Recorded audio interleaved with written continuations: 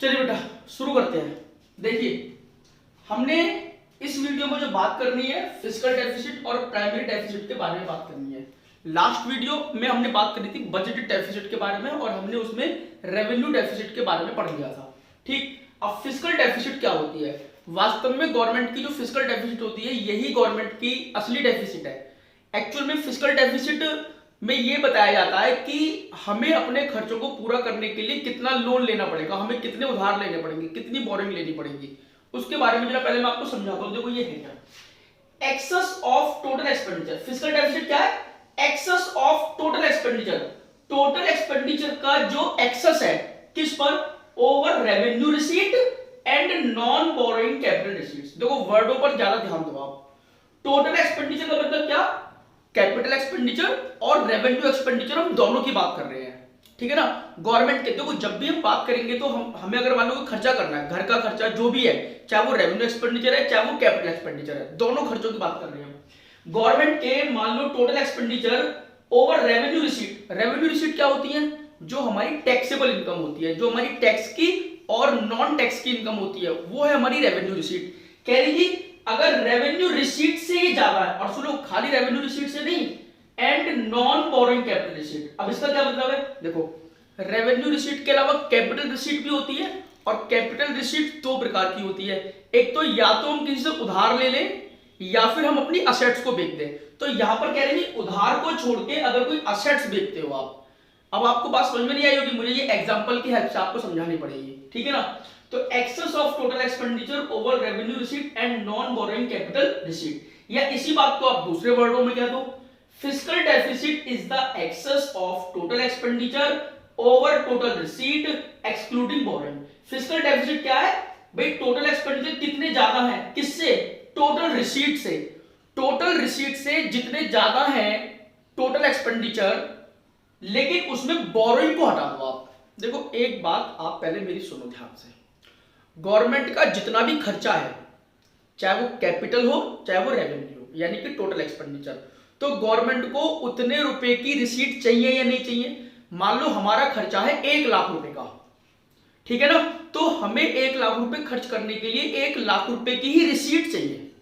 अगर मेरा खर्चा 1 लाख का है तो मेरे को इनकम भी तो 1 लाख की चाहिए ना? चाहिए, बिल्कुल चाहिए। आप अपने घर के एग्जाम्पल को लो। अगर मान लो पिताजी ने इस बार आपके 1 महीने का कुल खर्चा 1 लाख रुपए का बिठा दिया, चाहे वो घर के नॉर्मल खर्चे हो चाहे उन्होंने कुछ और काम करवाना हो, घर में कोई भी नई चीज लेनी हो, कुछ भी कैपिटल एक्सपेंडिचर करना हो, 1 लाख रुपए का है, तो पापा को 1 लाख रुपए का इंतजाम तो करना पड़ेगा ना।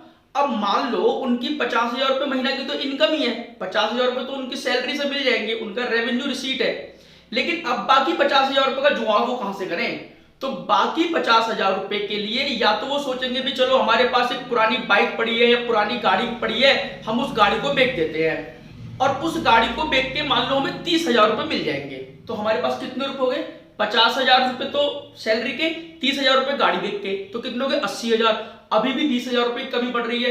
अब 20,000 रुपए की हमारे पास कोई असेट्स बची नहीं बेचने के लिए, तो ये 20,000 रुपए हमें उधार लेने पड़ेंगे। ये 20,000 हमें उधार लेने पड़ेंगे। तो ये 20,000 जो उधार लेने पड़े, यही हमारी फिस्कल डेफिसिट है, जो हम उधार लेते हैं। कैपिटल रिसीट दो प्रकार की है, बोरोइंग करना और असेट्स बेचना।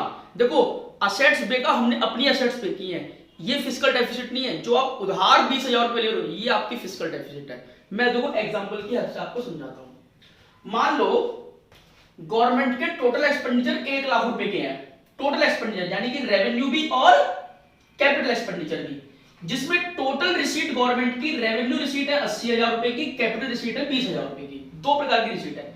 रेवेन्यू रिसीट यानी कि उनकी टैक्स की आमदनी, और टैक्स के अलावा कोई भी आमदनी वो कितनी है उनकी? 20,000 रुपए की। अच्छा, अब 80,000 में से तो हमारी रोजमर्रा की इनकम है, लेकिन 20,000 रुपए जो कैपिटल रिसीट हमने इकट्ठा करा है, उसमें से 12,000 रुपए की नॉन बोरोइंग रिसीट है।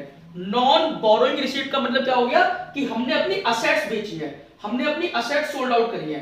तो 20,000 में से 12,000 की तो हमने असेट्स बेच दी, और 8,000 रुपए की जो कमी पड़ी उसके लिए हमने बोरो रिसीट यानी कि हमने बोरोइंग किया है, हमने लायबिलिटी बढ़ाई है, हमने उधार लिया है 8,000 रुपए का। ये 8,000 रुपए जो हमने उधार लिए हैं, ये है हमारी फिस्कल डेफिसिट। आई होप आपको समझ में आ गया होगा। ये है हमारी फिस्कल डेफिसिट, यानी कि जितना आप उधार लेते हो ना वो आपकी फिस्कल डेफिसिट होती है। इसीलिए अब देखो आपको समझ में आएगा, एक्सेस ऑफ टोटल एक्सपेंडिचर कितना ज्यादा है, टोटल एक्सपेंडिचर आपका 20,000 रुपए से ज्यादा है over revenue receipt and non boring capital receipt, यानी कि आप इसको छोड़ दो, नॉन बोरिंग रिसीट को छोड़ दो, तो नॉन बोरिंग से ज्यादा जो भी है तो ये हमारी 8,000 रुपए की जो ये है हमारी फिस्कल डेफिसिट। देखो दूसरे में देखो, fiscal deficit is the excess of total expenditure over total receipt excluding borrowing. भैया बोरिंग को छोड़ दो, फिस्कल डेफिसिट में बोरिंग, क्योंकि बोरिंग खुद अपने आप में फिस्कल डेफिसिट है ये रहा, तो ये जो हमारी बोरिंग है ना एक्सक्लूडिंग बोरिंग, तो बोरिंग को अलग कर दो, बोरिंग को हम जब कहते हैं फिस्कल डेफिसिट है हमारी, यानी कि बोरिंग को छोड़ के 1 लाख के खर्चे हैं, 80,000 रुपए की रेवेन्यू रिसीट हो गई, 12,000 रुपए के अदर कैपिटल रिसीट हो गई, नॉन बोरिंग रिसीट, तो 80 और 12 कितने हो गए 92,000, यानी कितने ज्यादा है ये भी 8,000 रुपए से ज्यादा है, तो 8,000 हमारी क्या है फिस्कल डेफिसिट है ये हमारी 8,000 रुपए की, ठीक है। अच्छा ये मैंने यहाँ पर फॉर्मूले के उसमें लिख दिया है इसको, देखो फिस्कल डेफिसिट क्या है, revenue expenditure plus capital expenditure, ठीक है ना, टोटल एक्सपेंडिचर माइनस कर दो आप इसमें से क्या क्या, रेवेन्यू रिसीट 80,000 की माइनस कर दी, और कैपिटल रिसीट कितने की 12,000 रुपए की अदर देन बोरिंग, यानी कि फिस्कल डेफिसिट अगर आपको निकालनी है तो आप कैसे निकालोगे, 1 लाख में से 80,000 ये माइनस करो और कैपिटल रिसीट माइनस करो, लेकिन बोरिंग को छोड़ के, तो हमारी फिस्कल डेफिसिट आ जाएगी।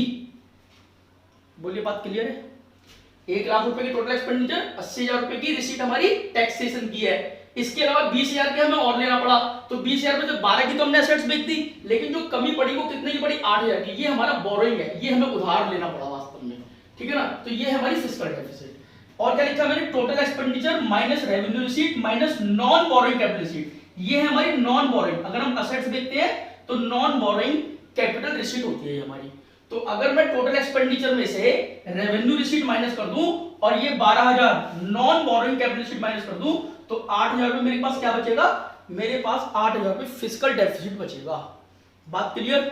चलिए अब हम बात करते हैं प्राइमरी डेफिसिट की। ये प्राइमरी डेफिसिट क्या है, primary deficit is the difference between fiscal deficit and interest payment. ओहो ये क्या है, ध्यान से मेरी बात सुन रहा, देखो ये टोटल एक्सपेंडिचर में मान लो हमारा जो इस साल का गवर्नमेंट का टोटल बजटेड एक्सपेंडिचर है 1 लाख रुपए का, इसमें से हमने कहा भाई 2,000 रुपए तो हमको इंटरेस्ट की पेमेंट करनी है, इंटरेस्ट की पेमेंट करनी है, और बाकी 98,000 रुपए हमारे अदर एक्सपेंस हैं, बाकी 98,000 के हमारे अदर एक्सपेंडिचर हैं, चाहे वो रेवेन्यू हो चाहे वो कैपिटल एक्सपेंडिचर हो। लेकिन इस बार हमें 2,000 रुपए का इंटरेस्ट देना है। मुझे ये बताओ 2,000 रुपए का इंटरेस्ट आपको इस साल देना है, लेकिन इसके लिए गवर्नमेंट ने लोन कब लिया होगा, पिछले साल, यानी कि हमने जो पिछले साल लोन लिया था, हमने जो पिछले साल उधार लिया था, उसकी वजह से हमारा 2,000 रुपए का ब्याज बन रहा है पुनर्जन्म के, यानी कि पिछले साल के कर्मों का, पिछले साल के बुरे कर्मों का जो परिणाम है वो हमें भुगतना पड़ रहा है। उधार लेना बुरी बात है बेटा, वैसे तो नॉर्मली अगर देखा जाए तो यार आदमी की इतनी कमाई हो जाए कि वो अपनी कमाई में से ही सब कुछ कर दे, उधार उसको ना लेना पड़े, ठीक है ना। बट फिर भी आप मैनेजमेंट में देखोगे कि उधार लेना अच्छी बात मानी जाती है, लेकिन फिलहाल आप सोच के देखो कॉमन माइंड ये कहता है कि उधार लेना बुरी बात है। तो उधार लेने की वजह से जो आपको इंटरेस्ट देना पड़ा इस साल, ये हमारा इस साल का खर्चा है, ये हमारा पिछले साल का खर्चा है, पिछले साल का खर्चा है, इस साल का तो नहीं है ना। पिछले साल लोन लिया था, उस लोन पर हमें इस साल ब्याज पेड करना है। इसका मतलब क्या हो गया, हमारी जो कुल डेफिसिट है वो कितनी है 8,000 रुपए की। भाई वैसे तो 12,000 रुपए की हमारी कमी पड़ रही थी, 12 की हमने असेट्स बेच दी, 20,000 में से 12 की हमने असेट्स बेच दी, 8,000 रुपए में उधार लेने पड़ रहे हैं। लेकिन इस 8,000 रुपए में 2,000 रुपए तो हमको पिछले साल का ब्याज ही देना है, 2,000 रुपए तो हमको पिछले साल का ब्याज ही देना है। तो इसका मतलब हमारी इस साल की डेफिसिट कितनी है, हमारी इस साल की डेफिसिट 6,000 रुपए है। यानी कि जो इस साल हमारे उधार का पैसा काम आएगा वो केवल 6,000 रुपए ही काम आएगा। 2,000 रुपए तो हम पिछले साल का उधार पटा देंगे, अपना इंटरेस्ट का ब्याज पटा देंगे। तो 6,000 रुपए जो हम उधार लेने वाले हैं वो 6,000 रुपए ही हमारे इस साल के प्रोडक्टिव बोरोइंग होंगे, इस साल का प्रोडक्टिव उधार होगा जो हमारे काम आएगा। बात समझ में आ गई आपको, यही बात है लिखी हुई है। Primary deficit is the difference between fiscal deficit and interest payment. Fiscal deficit कितनी है आपकी 8,000 रुपए की, और इंटरेस्ट का पेमेंट कितना है आपका 2,000 रुपए का। तो इन दोनों का जो अंतर है 6,000 रुपए, वो है आपकी प्राइमरी डेफिसिट। आई होप आपको समझ में आ गया होगा। तो प्राइमरी डेफिसिट का फॉर्मूला क्या हुआ, fiscal deficit minus interest payment, यानी कि 8,000 माइनस 2,000, 6,000 रुपए आपकी फिस्कल, आपकी प्राइमरी डेफिसिट है। अब मैंने यह लिखा भी है, प्राइमरी डेफिसिट क्या है, this is the amount of loan which used for the productive purpose. आप 8,000 रुपए उधार लोगे, 8,000 रुपए में से 2,000 रुपए तो आपके पुराने कर्मों के जो परिणाम है उनमें चले जाएंगे। इस बार का जो लोन आप लोगे ना 8,000 रुपए का, उसमें से केवल 6,000 रुपए ही आप यूज करोगे प्रोडक्टिव कामों के लिए। This is the amount of loan which use for productive purpose. पास समझ आ गई आपको बेटा? आई होप आपको फिस्कल डेफिसिट और प्राइमरी डेफिसिट दोनों अच्छे से क्लियर हो गए होंगे, ठीक है ना। अब हम जो आगे बात करेंगे कुछ इम्प्लीकेशंस की, और हम बात करेंगे ऑब्जेक्टिव्स की, जो गवर्नमेंट बजट के ऑब्जेक्टिव क्या होते हैं, ठीक है ना, उसके बारे में। Okay bye.